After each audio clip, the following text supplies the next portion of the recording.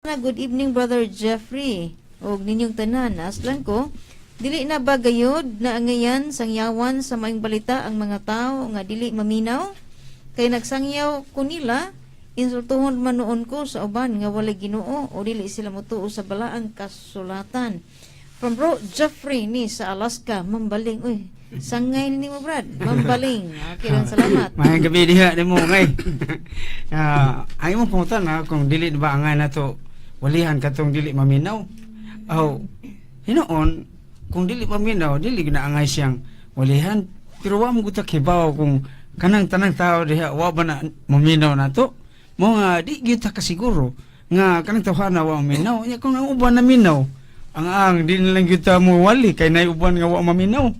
Mao na diha nga ang gusto na ato lang yung iwali ang pulong sa Dios. Malag dunay dili maminaw, tuam say naminaw lain. Mo na nga dili na to isipon nga ang tanan dili maminaw. Na may daghan nga naminaw sad dili man ang tibuok gyud moy wa maminaw. Kung nakabantay ka nga katong usa dili wa maminaw, pero katong uban Padayon ta. Padayon lang gyud ta aron masangya gyud ang pulong sa Dios.